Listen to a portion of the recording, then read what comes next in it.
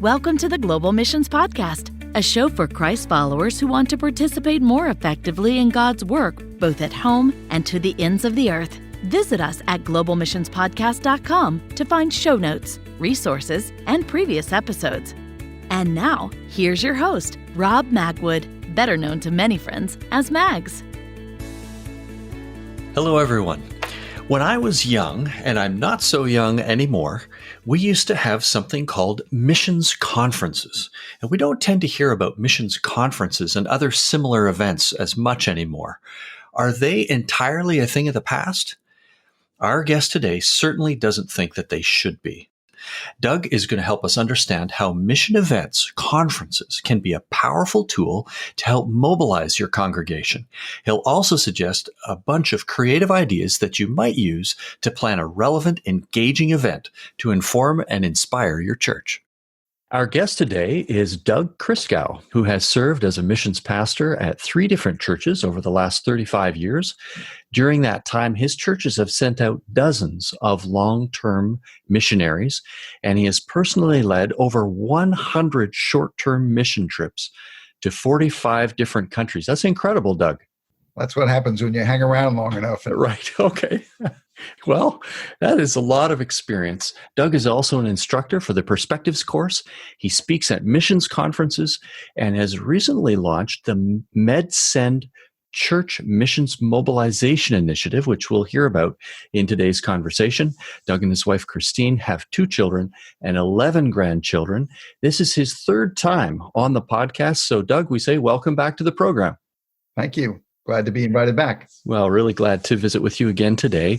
The last time we talked on the podcast, you were pastor of outreach at Valley Community Baptist Church, and now you're leading this new initiative. Just tell us a little bit about MedSend and how this initiative is seeking to help local churches. Sure. MedSend is an organization whose original concern was to pay the educational loans of healthcare professionals who wanted to do long-term missions. So that is their primary ministry, and they've sent over 600 healthcare professionals to the field over the last 25 years.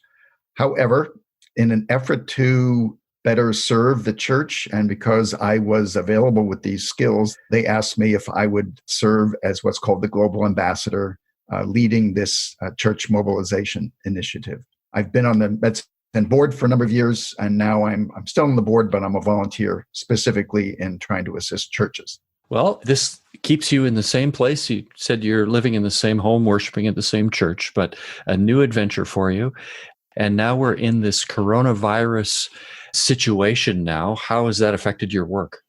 Well, it's affected it a lot because being an ambassador means going and talking to people and seeing people. And of course, that's not possible currently.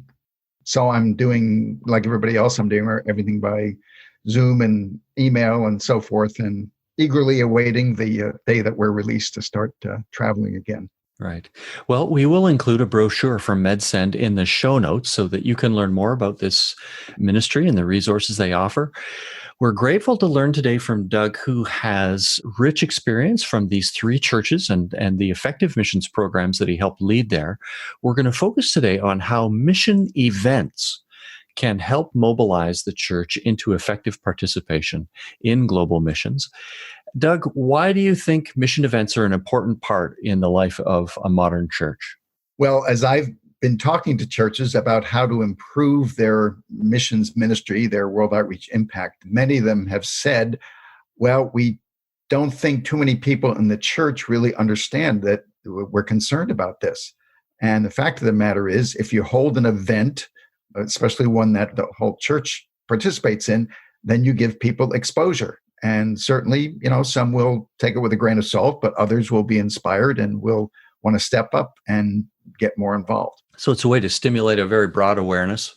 Absolutely. Now, you sometimes, I've seen in my notes, the big 3. What's meant by the big 3, Doug? Well, these are the 3 goals that we basically have for any missions event that we would present.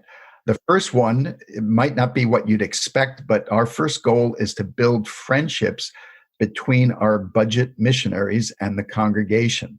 Now, I'm assuming that most of the people listening here have a missions budget and have, at least half a dozen or 8, or maybe many more than that, missionaries. And the biggest challenge, I believe, to bringing missions passion to the church is that they would actually know one of these people and understand their heart, understand what they do, and identify with the work these missionaries are doing. And you don't achieve that typically by just saying, well, let's pray for the missionaries. We've got 50 missionaries, we've got a book, 50 pages, go through this, whenever you can. That very general approach is usually overwhelming and doesn't get you anywhere. So the first concern we have is to isolate missionaries, individual missionaries going to smaller groups of people and sharing their stories and encouraging prayer partnerships within those environments.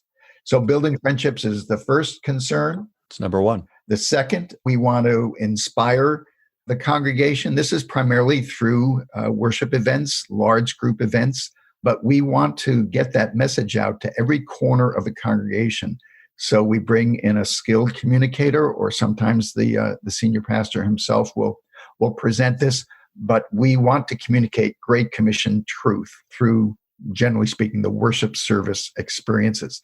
So we want to build friendships. We want to present the Great Commission message so that it appeals to many people.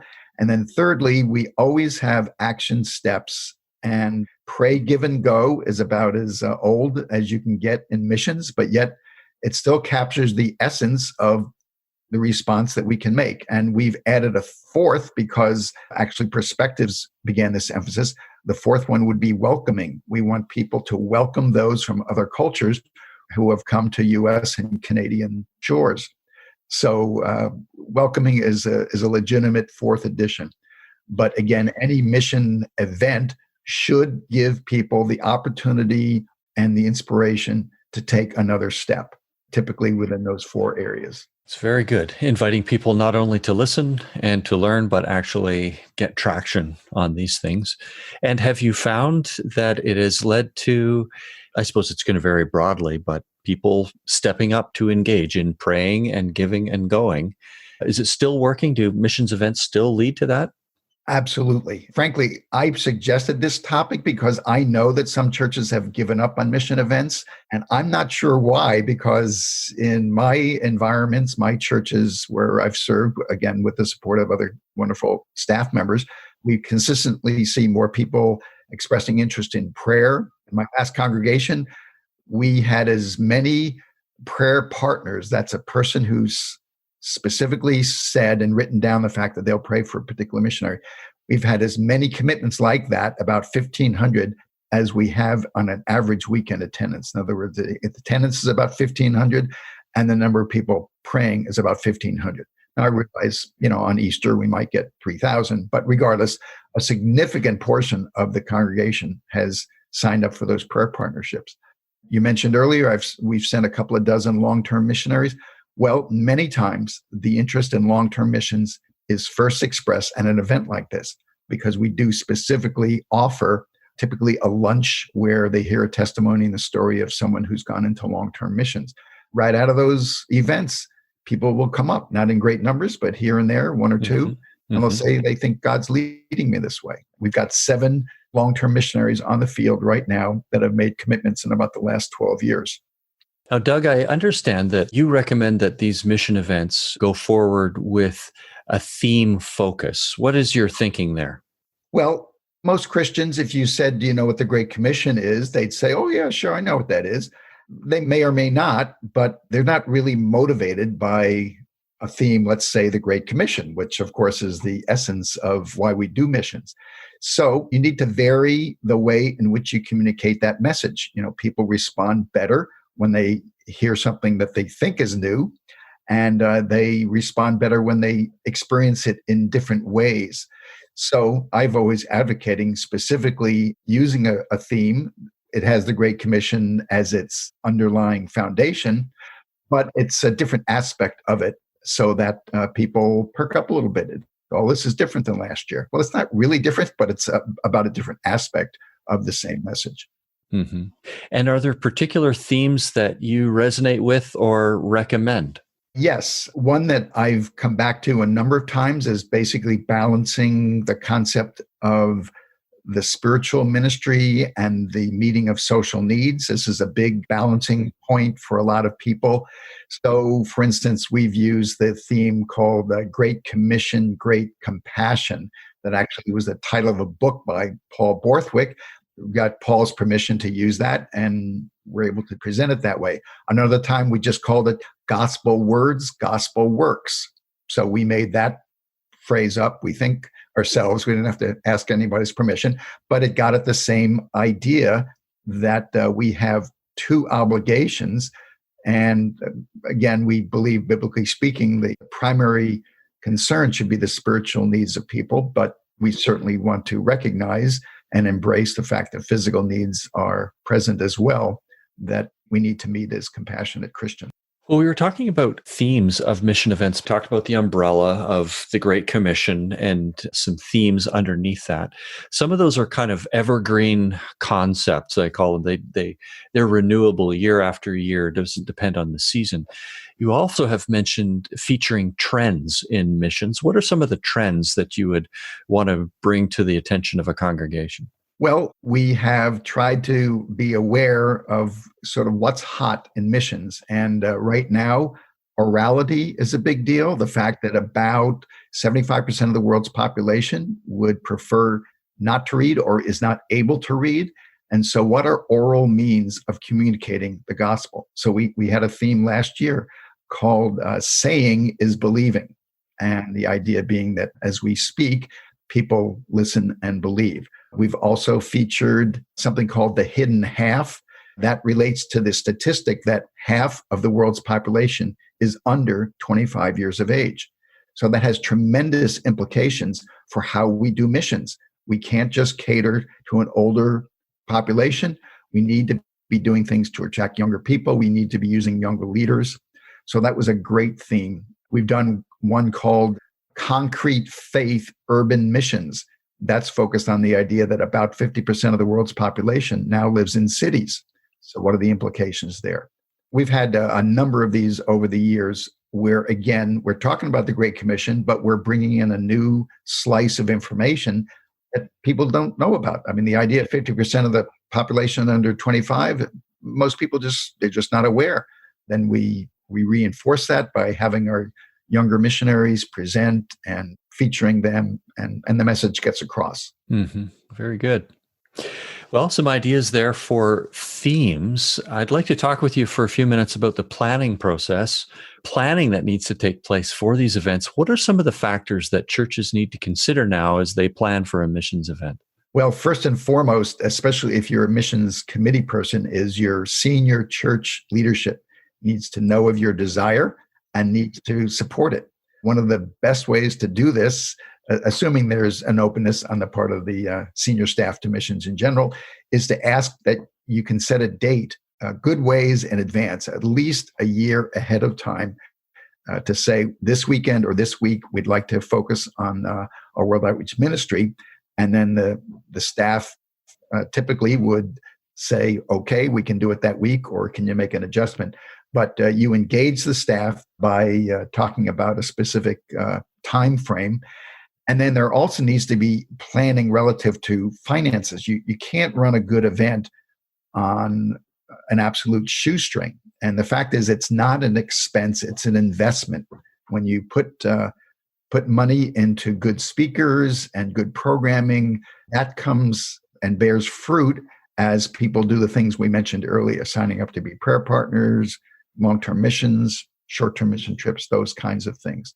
What I've generally told churches is that 5% of your total budget should go towards missions mobilization. And part of that mobilization would be an event. This is really good. We want to make sure that everybody's aware of it well in advance, the support of senior staff. What I'll do maybe here, I'll just say to those who are listening, if you'd like to learn more about the planning process, we would encourage you to reach out to Doug later on in the program. And then in the show notes, we're going to include his contact information. And in the next part of our conversation, Doug's going to share some creative ideas for missions events you may want to consider for your church context. If you'd like to know more about the planning, we'll invite you to reach out to him. Just before we get to the next part of our conversation, we'd like to share with you this missions resource that we hope will be beneficial to you and your church. For South America Mission, it's simple. Let the church be the church. For over a century, South America Mission has supported the local church in its effort to embody the kingdom of God and offer others the redemptive hope of the gospel. Join our effort through local leadership and discipleship-based ministry to help the local church flourish and demonstrate God's love and mercy to His people in South America. Visit southamericamission.org to learn more. And now, back to today's conversation.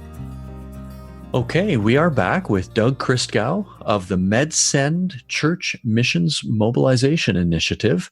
We've been talking about missions events. One of the follow-up questions I wanted to ask is just about duration or length, Doug. Is this something that is a day or a weekend or a week? What might that look like? Well, certainly, I believe you should start with a weekend. I talked about the idea of building relationships with missionaries. You can't do that in a day. In fact, when I say weekend, I'm thinking Friday night, even possibly until Monday morning, if you can get the support of the church for that length of time. And that may be, again, I look at that as a starting point. Your ultimate goal wants to be something that some people would consider to be a dinosaur in missions programming, and that's a full week conference. And the reason for that is, again, that you can get so much more traction when you've got a full week dedicated to missions. And if you program it correctly, you bring in good personnel, people will enjoy it. They won't look at it as a burden. We're not talking about a lot of extra meetings. I'll clarify that as we talk about programming. But if you have a week, then these friendships can actually begin to gain some traction. And you end up with people from your congregation saying, hey, the next time so-and-so missionary is coming into town, tell me, because I want to see them again.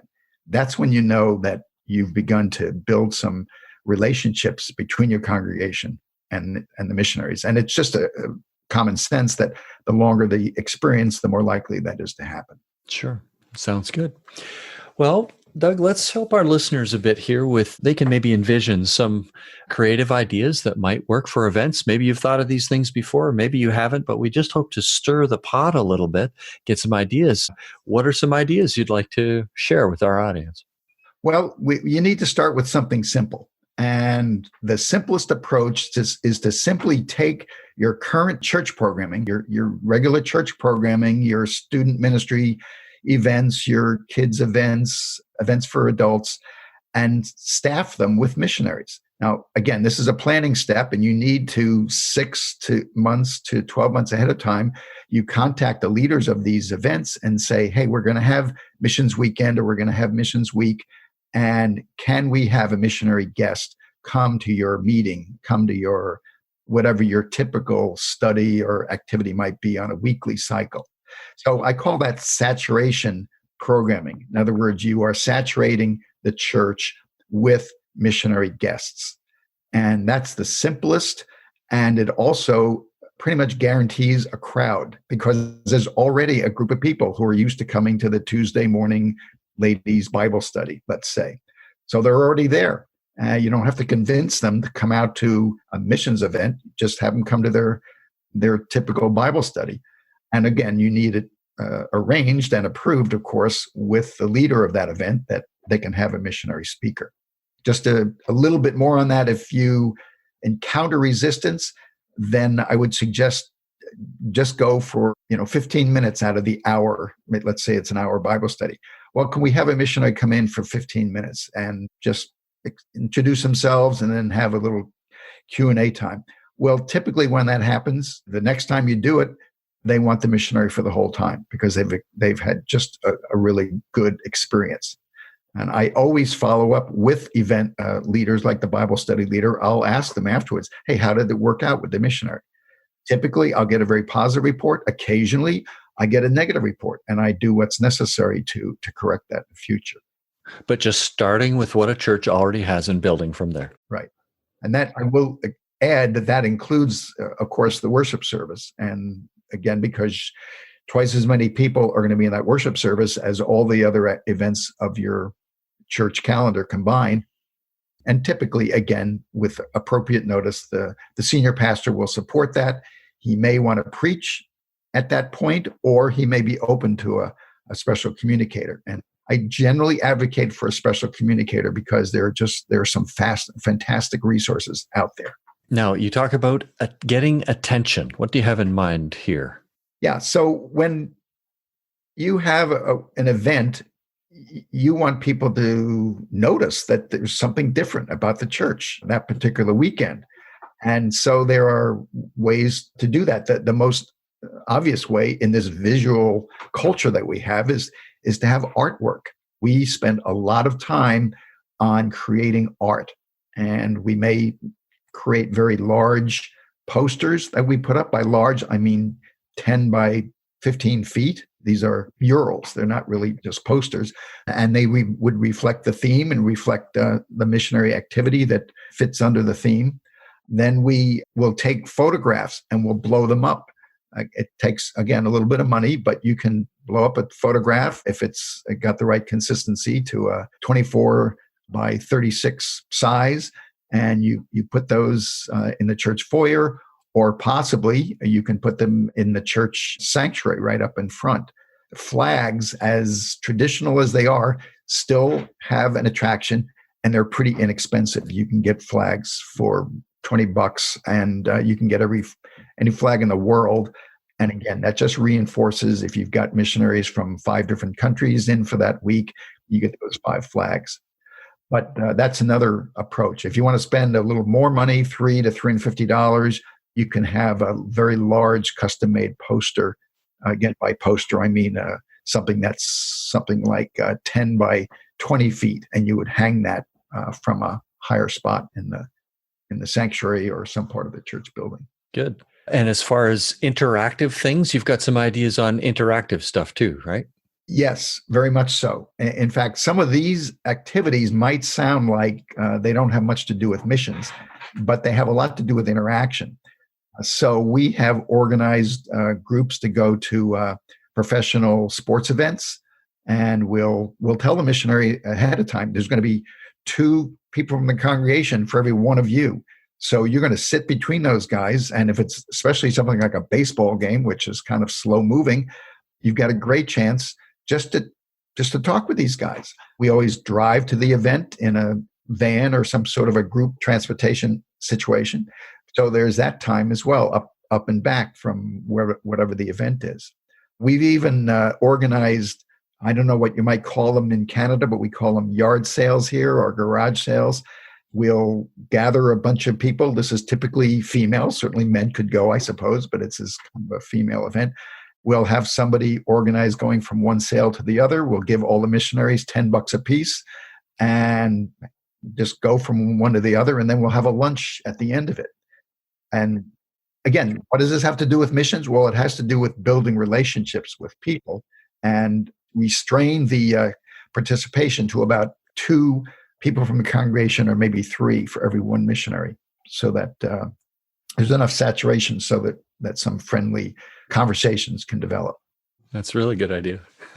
How about engaging with some of the kids?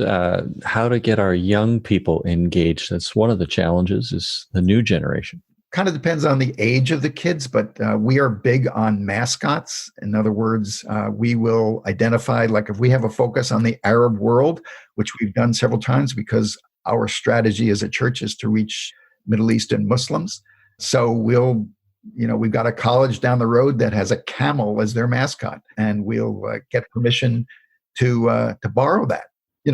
That's an example of, so you've got a camel walking around. And so certainly the kids, it's sort of like, having Mickey at Disneyland. They're going to want to stop and pet it or have their picture taken with it. You have a handler with the mascot, so that the handler maybe engages the parents who are with the child. We also have live animals, depending again on the situation, but we've used chickens, we've used goats, we've used sheep. We even had a llama once that we brought into the church. And, live animals are used in your typical Christmas pageant. So why not bring them into the missions situation. Yeah, again, as appropriate. How about maps? We've seen some things. I was just at a missions fest, we call them in Canada. There's a series of events across Canada, and they actually had, in this case, you could color on the map or chalk it in or pen it in where you're praying for a country. But talk to me about maps. Do you still use them? We use them especially when a missionary is going to present in a small group. Half the people in the congregation don't realize that Angola is in Africa. So if you're missionaries from Angola, and we'll put a big map of just Africa up, not the whole world, and then we'll circle Angola, whatever the place is. We did something one year. It might have been worth doing again, but we only tried it once. We had a map of the world up, and then we had push pins, and we asked people in the congregation to put a pin in a country that they had visited. And again, recognizing that, this time we've got missionary guests from these 5 countries, maybe mention those in particular, how many have been to this country or that country. Put a pin in there and kind of register your experience. Well, let me ask this, Doug. If you've got any ideas that are kind of out there and you'd like to try, but you might not have had a chance to try them yet. Have you got any? I know, Doug, a little bit. Anything wild and crazy that you'd like to give a try you haven't yet? Yeah, well, I call these never tried that before. That's a good kind of an event to think about. Something that I know about, but I haven't done is called Missions at the Airport, MATA, MATA.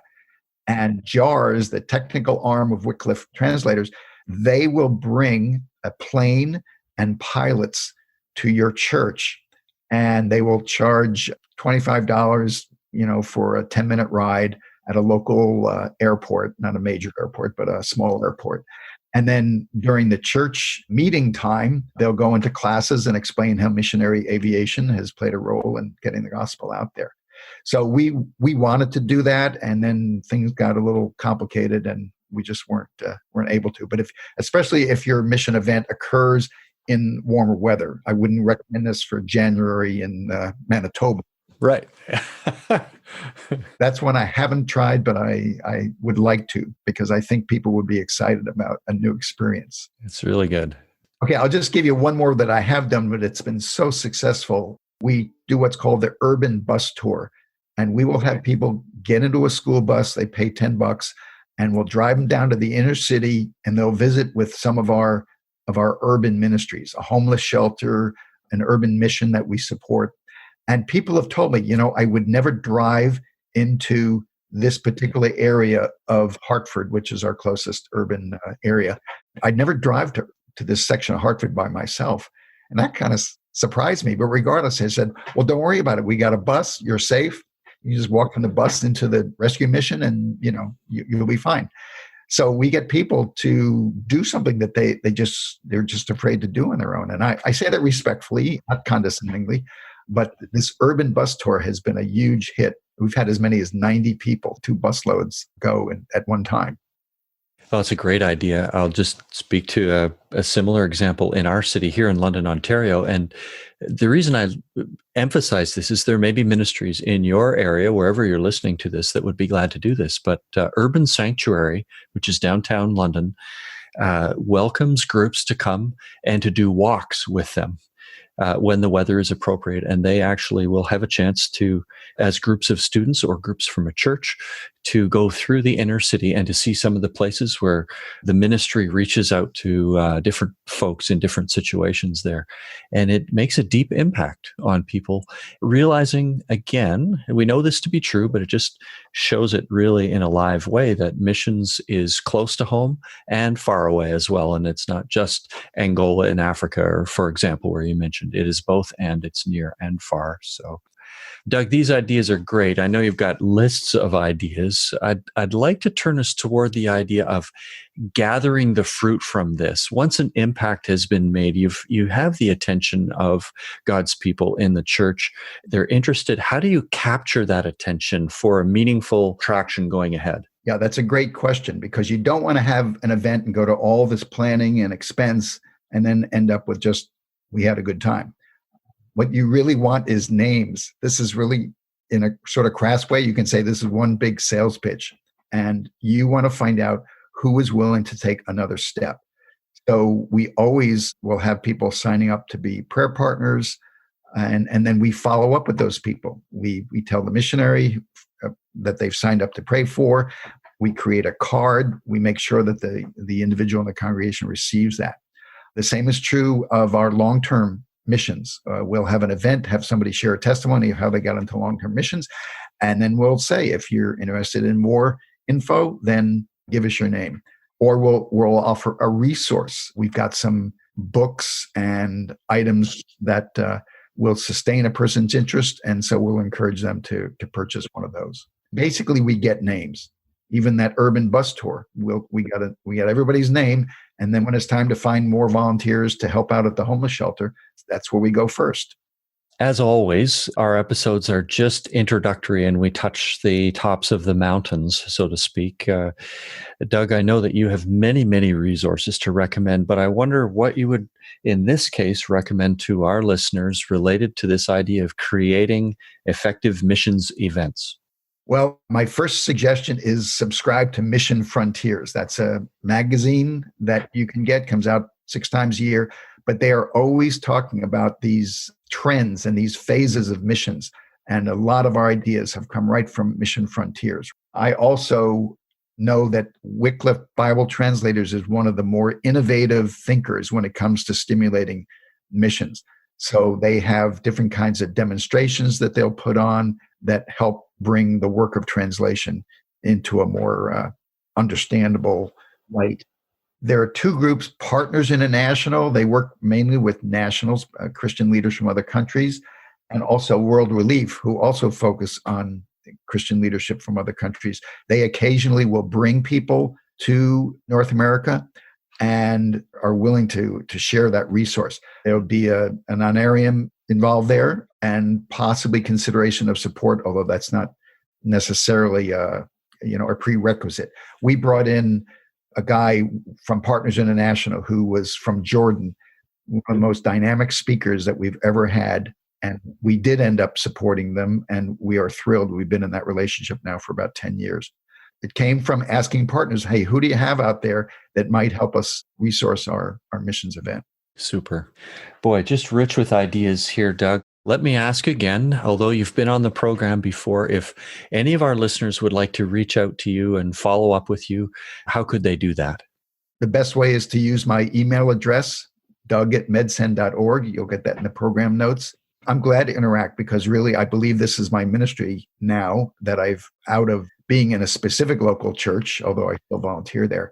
I would love, they don't have to be MedSend related churches necessarily. I just want to be of help to churches who want to take the mobilization step further than they've been doing it in the past. Really good. Well, just as we finish up, last question for you. If you could stand before a group of pastors and missions committee people, the influencers in local churches, and you just had a chance to address them as far as missions events goes, what would you want to say to them? I would say put aside the idea that they're old and tired and boring and think along the lines that we've talked about in the last half hour of, using animals and costumes and posters that are 20 feet high. Think innovatively. You'll draw a crowd. You'll draw interest. It'll be something that your congregation is excited about, not just, oh, here it goes, another boring missions event. Use your head, use some of these ideas, and you'll come up with some of your own. I mean, none of these were in one book at one time. They all just came out of years of thinking and praying and getting feedback. You'll see that kind of momentum within your own congregation. It's a good word. Doug Christgau, thank you so much again for being with us. Appreciate the friendship that grows up between us and just thankful that the Lord still has you involved, the transition here. May the Lord bless you with MedSend, and we'll look forward to talking to you again sometime. Thanks for being here. Thank you very much, Mags. Well, our thanks again to Doug for joining us again today. He always has very solid content. You could look back, if you appreciated this episode, to episodes 21 and 91, where we had Doug on previously. I hope that today's episode helped spark some ideas about the kind of events that could be helpful to your church. And if you're on a missions committee, we would love you to give some of them a try. Let us know how it goes. This episode is brought to you by the Global Missions Toolbox and produced by Send International in collaboration with other like-minded agencies. On behalf of the team, thanks for listening, and join us again in 2 weeks when we'll continue to explore this grand adventure of being Christ's witnesses to the ends of the earth.